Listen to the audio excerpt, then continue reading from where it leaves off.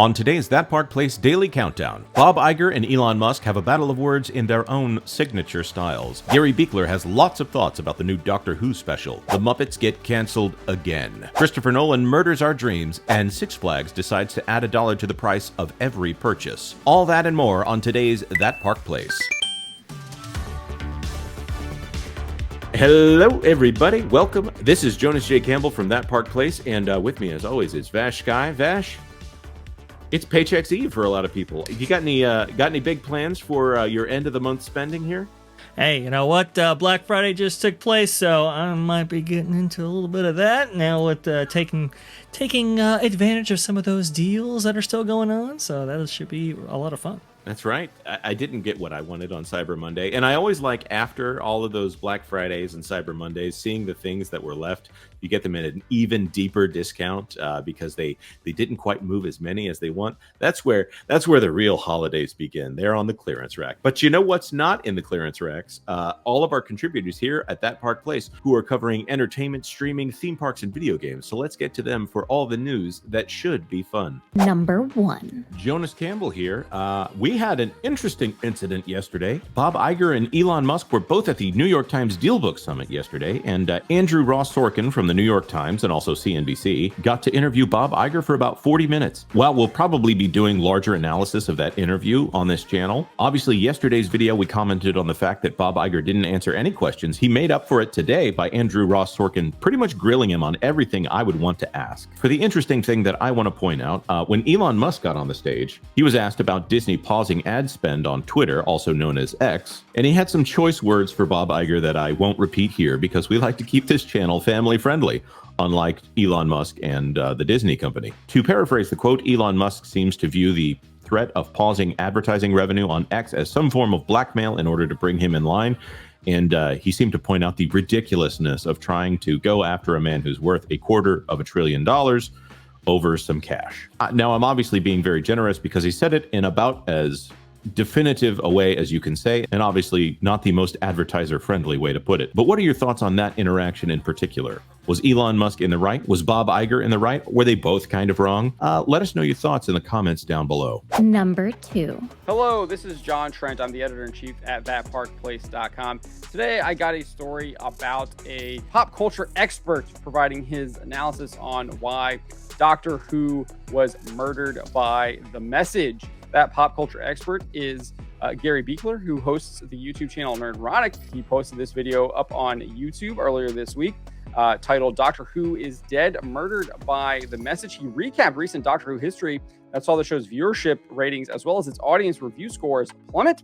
He noted that they replaced the male doctor with Jodie Whittaker's female doctor. On top of all this, he added, quote, they also had to completely alter the canon with the horrific Timeless Children, where 55 plus years of established television and an established character was completely redone in a 5-minute voiceover when they replaced the first Doctor, played by William Hartnell, with a young, diverse girl. William Hartnell was no longer the first Doctor. The first Doctor was no longer from Gallifrey, and this show was dead, making Doctor Who the worst case of message-assisted Mary suicide in all of entertainment. What a fantastic play on words there that he came up with. Truly, truly brilliant commentary. He also discussed the most recent 60th anniversary special. He specifically breaks down the plot of the episode and describes the whole special is in reality a, quote, trans allegory, and it features this actor here who plays a character named Jason Noble, or in the show is called Rose Noble, is their the name that they go by. So and the whole episode kind of factors in around this character. And then Beekler says here, Russell T Davies and company really bring it home with their outright worship of agenda by committing one of the worst crimes against the imagination. You can put it right up there with Ridley Scott's Scream of Alien by going back and undoing one of the greatest stories in modern Who that Russell T Davies wrote, The Dr. Donna. Russell T Davies completely undid his own work, not to tell a good story, but to send a message. And it turns out it was more than just remembering the Doctor. Apparently, Donna's the Winter Soldier now, and her memory could be unlocked with a code. He says they undid one of the greatest stories in Doctor Who for a transmission allegory. Turns out when Donna had a child, she passed down her Metacrisis Time Lord energy to her daughter, in quotes, making it the most powerful Time Lord of all, a Translord. So I highly encourage you to watch the rest of Gary's video. It was really well done. But those are some of the highlights from the video and how he documents how the BBC and the people behind the Doctor Who production have murdered this once great franchise. Number 3. Well, in the world of Muppets, it seems there's a bit of chaos, or maybe I should say more chaos than normal. Hi folks, it's CC here at That Park Place, and today's story was inspired by Deadline's Lynette Rice. And with some sad notes, the Muppets Mayhem show is now part of TV history, or should I say Muppets history. The series, now canceled from Disney Plus after just one season, never really had time to find its success or failure. Co-creator Adam Goldberg is still a Muppet enthusiast, shouting about his collaborative joy in creating the Muppet verse and his promising more Muppet escapades with Bill Beretta and Jeff Yorks. Recently, he was tweeting, "It's happening." So maybe it's not all doom and gloom then. Despite the mayhem coming to its abrupt end, it seems Goldberg's Muppet endeavors won't end anytime soon. This was just the latest installment after Muppets Haunted Mansion and Muppets Now, which of course is Disney Plus, and it just kind of I don't know, needs to figure out a way to make somebody watch things. Mayhem featured Lily Singh, which may have been its entire problem. Anyway, it had a star-studded cast as well, and it followed the Electric Mayhem's band's quest for their first ever studio album, encountering the modern music world. I know it's a surprising premise because none of us had heard anything about it, but maybe that was the other part of the problem. But alas, the show wasn't meant to be, and after just one season, poof, gone. Maybe Disney is just getting better at cutting their losses sooner. Though the mayhem seems to be over in this form, it doesn't seem like the Muppet mayhem is ending anytime soon. You see, as the saying goes, one door closes and on the other, well, Gonzo gets fired through a brick wall. So let's see what Goldberg cooks up next, shall we? Could the Muppets find themselves back in space? Is there another caper in store next time? Or perhaps we settle back into the variety show format that everyone remembers so well. Let us know your thoughts down in the comments section below. Number 4.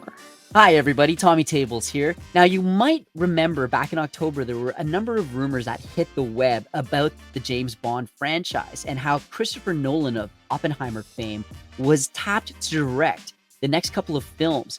What's more, these rumors were very tantalizing because they also said that Nolan's films would be set in the 1950s. They would be period pieces, which was the original setting of the Ian Fleming novels. When I heard this, I thought it was a stroke of genius because it would allow for us to see on-screen Bond in all of his unfiltered glory and not, let's say, reimagined through the progressive lens that so much of our media is suffering from these days. Apparently, Christopher Nolan has said he actually is not directing the next James Bond movie. He has said, no, sadly, no truth to these rumors. He goes on to say that, of course, he would be very interested in doing it. He talks about how those movies have influenced his filmography. He loves the films. If he was going to do it, he would try to go all in on them. And that he even is still in touch with Bond producers Barbara Broccoli and Michael G. Wilson, again reiterating that he deeply loves the character. He'd always be excited to see what they do with it, and maybe one day it would work out. This seems like a no-brainer. I mean, the Bond franchise has been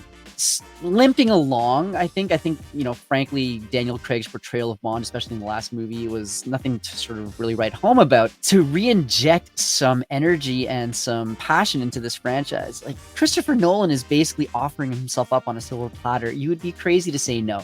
So my hope is that even though he is publicly saying no, perhaps there is still something happening behind the scenes. Let me know what your thoughts. Do you think that this is a bit of misdirection? Do you think that we might still see a Nolan-directed Bond in the future? Give us your comments down below. Number 5. Vash Sky here with the next story, this time from Coasters and Brews on Twitter.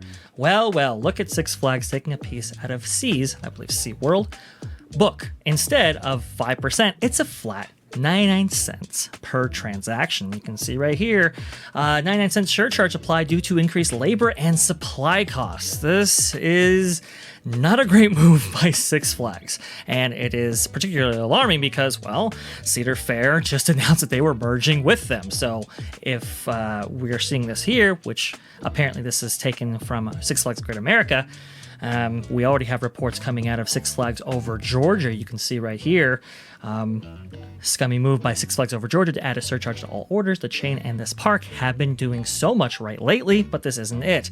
It really is felt on the non-meals. As an example, it means that a bottle of water is now $5.98, a 19.8% increase in price. We are also getting reports that this is on the meal plans as well. So if you prepay for that meal plan, expecting that you could just redeem it at your regularly scheduled interval, well, I'm here to tell you that you might be charged a 99-cent surcharge. And again, they cite here labor and supply costs. What I was referring to before was, well, now that they've just announced to be merging with Cedar Fair specifically, well, that is, a couple dozen more parks that could have this surcharge applied. Hopefully that doesn't actually happen, but this definitely has given coasters enthusiasts and theme park enthusiasts some pause when it comes to Six Flags parks. Do you like what they're doing right here? Is this kind of a slap in the face to labor? Let us know in the comments below. As the credits roll on this episode of That Park Place's Daily News Countdown, we want to say thank you for watching. And of course, if you would consider liking this video, we would greatly appreciate it. Of course, you can tune in on Tuesday mornings at 10 a.m. Eastern Time for That Park Place Live, where we go through all these topics in depth. We also get to take a little bit of Q&A from the audience here so they can kind of kick the tires. We always love the comments that we see below, and in that instance, we get to get them live. But of course, if you like what we're doing here, consider subscribing to That Park Place for all the news that should be fun. Thanks for watching That Park Place News.